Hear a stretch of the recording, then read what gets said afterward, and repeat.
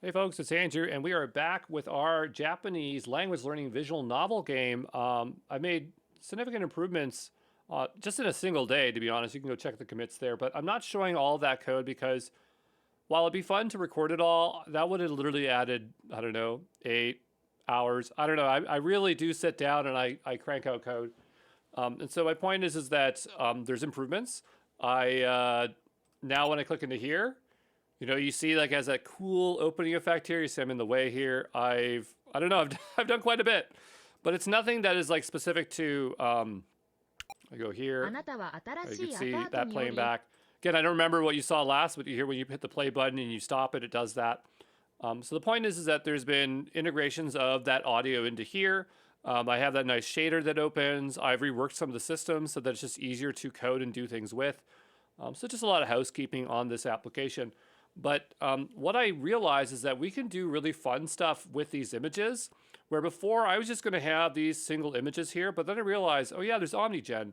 And I've heard of OmniGen. I mean, I've used it a little bit, but I haven't ran it locally. And so this is something that I would love to run, where instead of setting up comfy UI, we can literally just run the single model, feed it stuff, and it can produce outputs for us. I'd like to see if we could run that.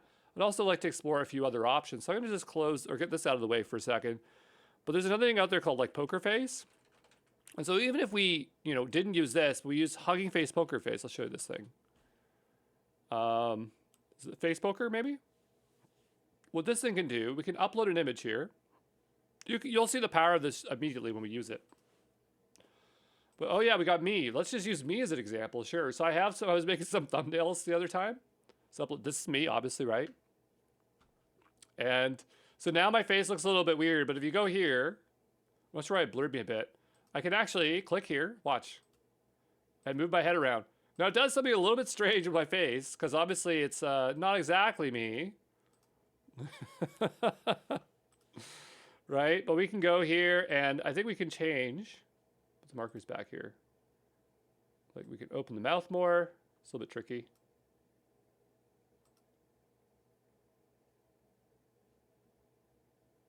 I just like click and then move. There we go. I'm not really the best at this.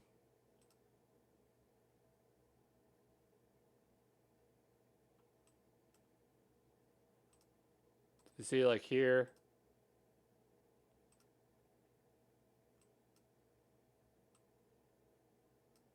It's not really clear like how to do the clicking, but the point is that you can clearly do some things. Oh, that was kind of cool. Gotta get here. And so there's definitely ways that we can move the mouth around. And so that would be one way that we can take our characters and kind of bring them alive and have different things. But these are not expressions, right? So that's kind of interesting. I like that. But I would also like to try out this model here. Never ran it locally. So the trick with running these models is like, was it trained on, right? That's always the problem here. But I'm going to go ahead and clone this, and I want to see if I can get it working locally. So I'm not cloning this into any particular, I'm not cloning the free Gen AI bootcamp here. We're just going to clone it outside here. So let's go back here, and we'll do get clone. And we'll see if we can try to get this running, because I think this would be really exciting to utilize. Now, there are services that do serve it up with cost, but because I have GPUs, I want to try to utilize those GPUs. Because if Comfy UI can generate me on images, why can't I utilize that? Now, if you use Comfy UI, you have more control. That's just a workflow thing that allows you to download models and use them. But that would give you a lot more control about like the exact pipeline of what you can do with it. Where this thing, you just give it an image, a couple images, and text, and then it should work. So now I have that downloaded here. I'm going to go open that up in Windsurf. So we're in Sites. I'm going to go back a directory here, and we're going to go into a Pokey agent, but that's not actually the same thing that we just looked at. That was something else. But we go into our OmniGen here. We'll say OK, right? We'll give that a moment. Say I trust. And in here, there's some way to run this. So we have over here. Yeah, I'm out. I get it. I'm out. First time I'm out of stuff. But here we have this, and then we have the demo. I'm not sure why this one's so darn large, but we'll open it up. For out of memory or time cost, you can use offload model true. Right, so here we have a demo. What is it doing? It's changing the drink? Oh, it is. It's changing the cup. So this, maybe I'll try to run this one first and just see if I can utilize it. I should have a separate environment for this because if we don't have separate environments, we're gonna have problems. And I need to go make one. I'm gonna go to my GitHub here because I can never remember what the instructions are. Let's go over to our README here. Does it have how to create the environment? No, it's not going to give us that. That's too basic. I'm going to go over to my GenAI Essentials. So go back here into Exam Pro Co. GenAI Essentials. And in here, we'll have how to set up our local dev environment, right? So go into here, we'll go into Conda, and in here, we'll go to setup.md. And what I want is something like this. Now I'm going to choose, I keep going to 11. I'm going to go a little bit newer than that. We'll do 11 here. And so in here, I want to bring this is for OmniGen like that, okay? So go ahead. I'll put that in. I don't know why I don't install the IP, whatever you call it, when I do that, but that's fine. We'll fix that in 2 seconds. So I've created that. We're going to activate it. We need to do that install. So we have conda install. It's like IPY kernel. IPY kernel. Is that what it is? I always spell it wrong, so we'll go ahead and grab it this way. And we'll say, was it -c conda forge? And then this. And so that's going to use conda forge in order to grab that there. That's going to go ahead and install that. And we'll give it a moment here to get going. It wants a yes, we'll give it a yes. And so now we are good.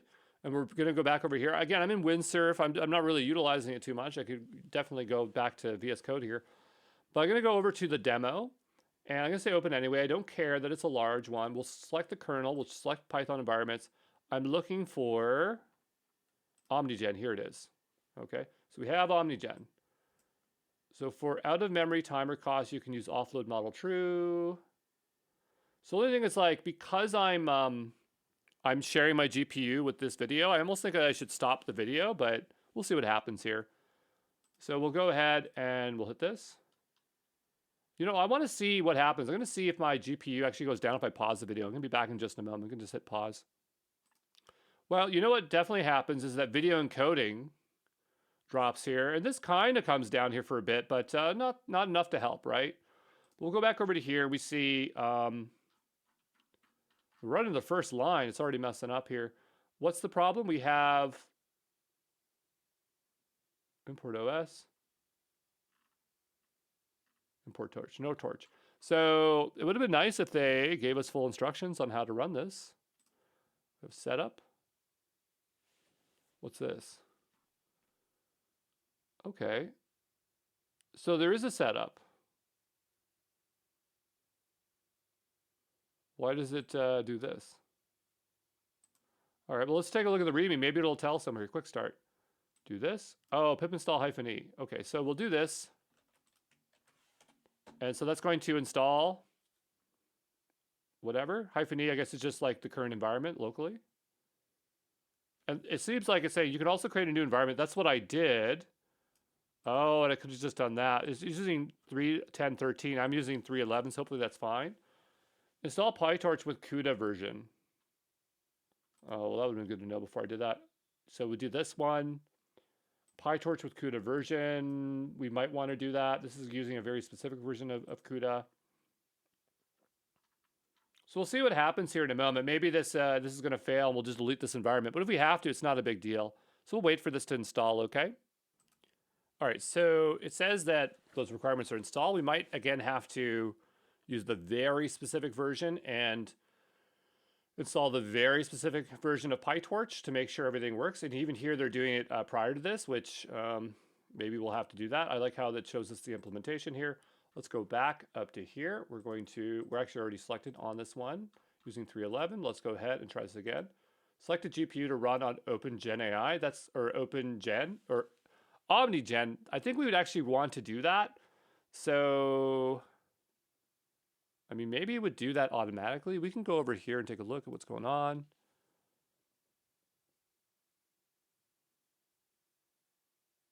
No changes so far. But all this would do, I think, is it's downloading the model. So it's going to download the model, right? And then once that's downloaded, we have other things going on here. So here, we'll just read up ahead while it's still downloading. Realistic photo, a young woman sitting on a sofa holding a book, whatever. And so they're sourcing the image and they're describing what it is, right? So here, she wears a delicate hoop with whatever. Almost looks like they're creating the image, right? But they're describing what the image is. Oh no, this actually generates an image. Okay, so this actually generated out this image. I mean, it's a little bit smooth, but I mean, it's still good. Like, even for our game, if we had it, it'd be fine. We'll go down here, and so now what they're saying, our model can perform multiple editing commands simultaneously. So here, remove the woman's earrings. Replace the mug with a clear glass filled with sparkling ice cola. Did it do that? Replace the mug with a clear glass of sparkling ice cola.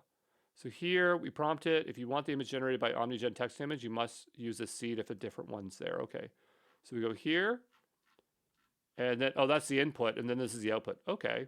A little bit weird looking, but looks like it's hovering on the table, even though it casts a shadow. So if the woman is thirsty, what should she take? Find it in the image and highlight in blue. Oh, what happened there? Oh, maybe that's the original source image. Okay, maybe they're using a different one. Yeah, so it's not consistently the same one. That one's a bit distorted, but it still is there. And it highlighted it in blue. Okay. Then what do we have next? Detect this human skeleton here. So we got this skeleton here, and we get that skeleton. Generate a new photo using the following picture as the condition. A boy sitting in whatever, whatever. And so here, we input the skeleton, and we get this, which I think is pretty cool. Going over to here, it looks like our GPU is, I don't know, it's pretty consistent here. It's probably still downloading the model. And so here, so it's following the pose of this image. Generate a new photo of a young boy sitting on a sofa. Okay. So it matched the pose, which is nice. A professor and a boy reading a book together. So here's the ability for us to identify, describe subjects in multiple persons and generate them out. Okay, so, I mean, these look like all the same examples that we saw there, but I want to see if we can get this to run. Because if we get this to run, then the next step will be, it's really taking a long time to download this. I'm not sure how much it's downloading. Model not found, downloading. I don't know, but I'm going to have to wait quite a bit of time. So I'm going to pause it here until it's 100% downloaded, okay?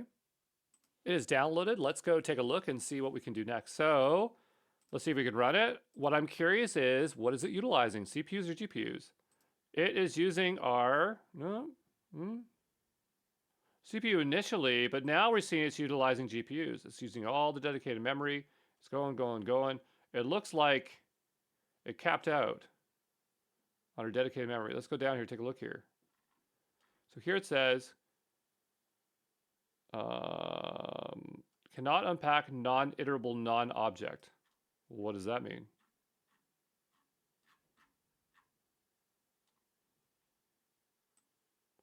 I don't know what it's trying to say here.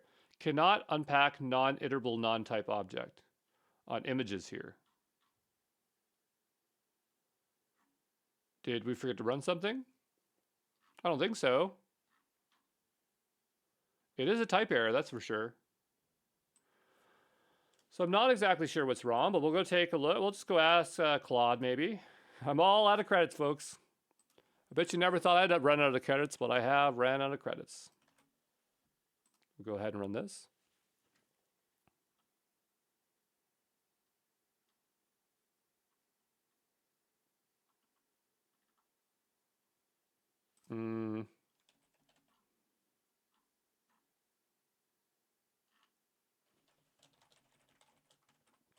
Could this be related to Python or CUDA?